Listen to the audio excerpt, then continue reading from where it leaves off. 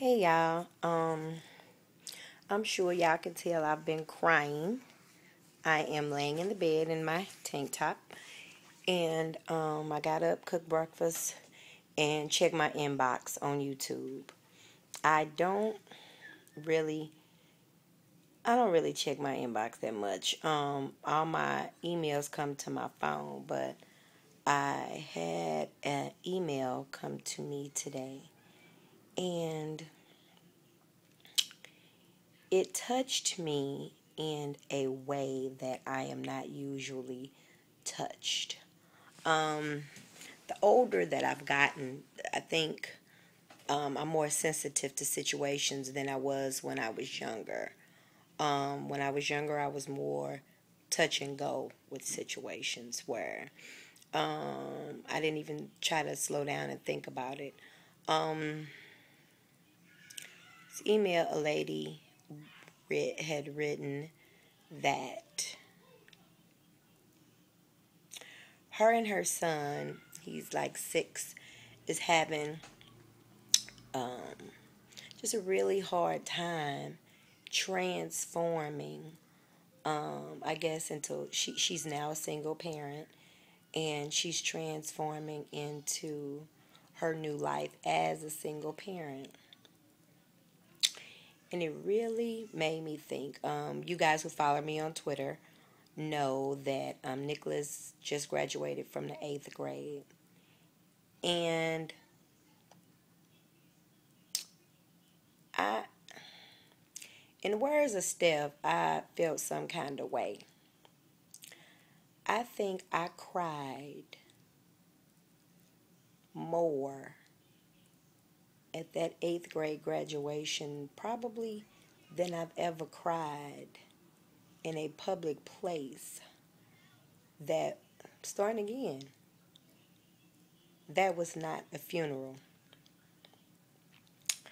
My son has been with me through some things that my daughter, would never go through, would never understand. That first child you have, I'm not saying that you love them more, but you have a bond and a relationship. They're what I call your crash test dummy babies, where you kind of just learning the ins and outs. By the time you get to your second one, you pretty much, got a rip. But, you know, we had been through so much together, me and him, where to see him walk across that stage, getting ready for high school, I started having flashbacks.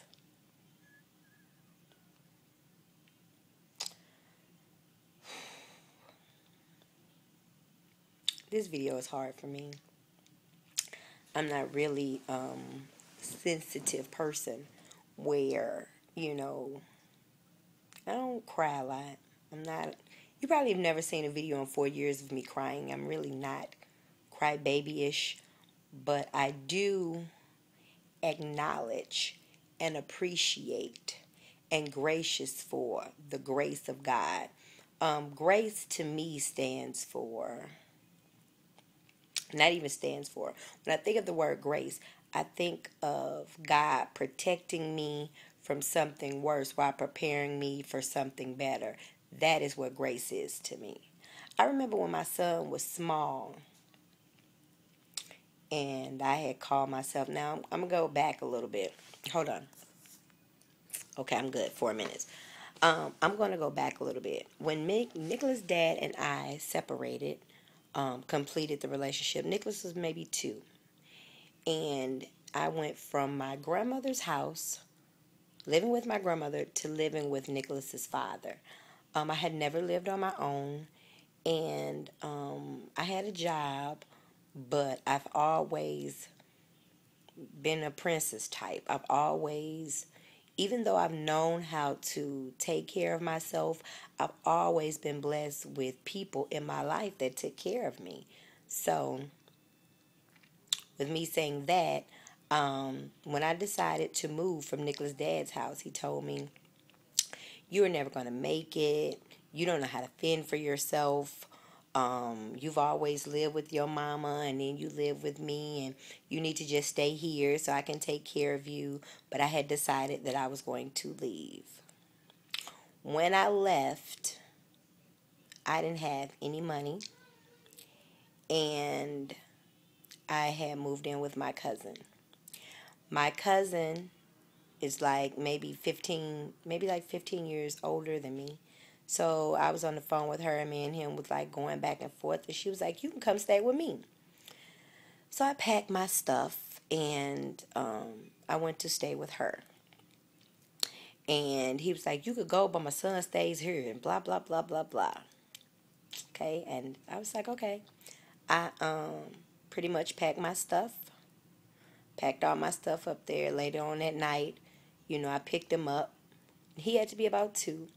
Explained to him what was going on. Explained to him that he had to live with his dad, but I would come see him every single day. I got another job. I worked from 8 to 5 and 6 to 12. And every night before I went to my 6 o'clock job, I stopped by, played with him for about 20 minutes, hit the highway, went to work. 12 o'clock, I woke him up every single night, kissed him, read him a book. He went back to sleep. Did it every single night. Did that for 2 weeks. I didn't go out to eat. I did not buy strict clothes. I didn't do anything. Trying to save money so I could get me a place. It took me a little over 2 weeks and to get my place. And I was having car trouble. So I had to spend the money that I saved to get my car fixed. So my friend out the blue was like, whatever you need, here, and pay me back when you get it. I said, give me a week. I had this money back to you. And I did.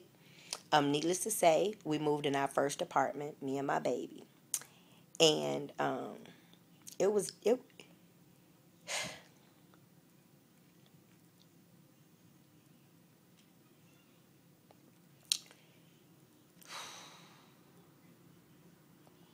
my eyes are getting teary. It was days when didn't know. I didn't have a car. So, needless to say, my car broke down and I was like, fuck that car. I'll get another car later. Better yet, I took it to my grandma's house, left it in the yard, and was like, when I get some money, I'll get it fixed. So my family's like, you can move back home. You can come home. I couldn't come home. I had to do this for myself. So, I remember one day I had like $12. And I had told my son we were going to have I said, no. I said, I got $12. Or did I have $15? I think I had $12 because I had to save $3 to get back and forth to work.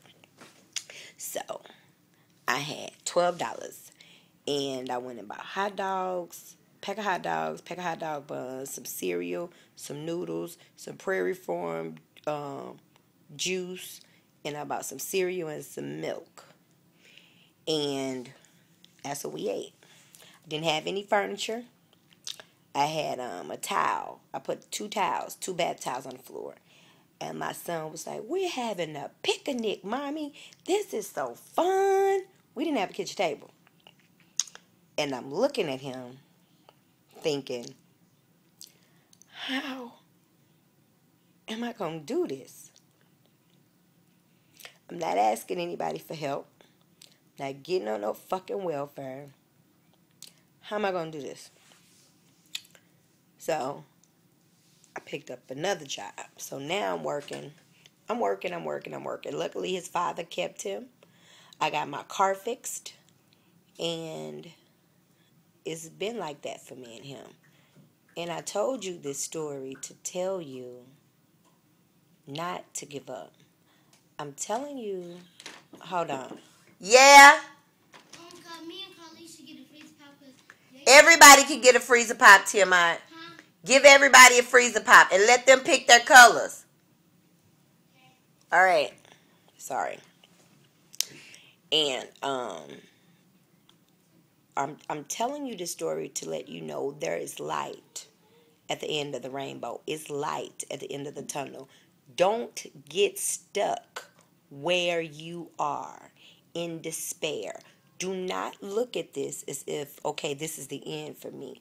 No, these lessons, the lessons that I took from there and the hustle that I took from there taught me so much. It ain't over. You have to do what you have to do. And in my case, I had to hustle. I done worked 3 jobs before. I done caught 4 buses to get to work. So when I heard people, I just ain't, I'm not for that. I looked at my son, who has been the best child to me. Now, don't get it twisted. He's a normal teenager, but he has a beautiful spirit. I'm so proud to be his mother. And I'm so glad that we've made it this far. I'm not done. We have more to go. But to say that my son is in high school, when it was days when I didn't even know how to feed him, I just kept saying, you know what? It'll get greater later. And it did. It did. I promise you it did. I'm going to have to make a part 2 because I didn't start crying and shit and looking all stupid. But don't let people tell you with this thinking you can't do it, and your ex telling you ain't smart enough, you ain't good enough. You smart enough and you good enough. You hang around people who love you and believe in you and sow seeds into your spirit. Oh God, I got so much other stuff I want to tell you. Let me stop this video and I'm going to go to the part 2 right now. I'm going to make it right now.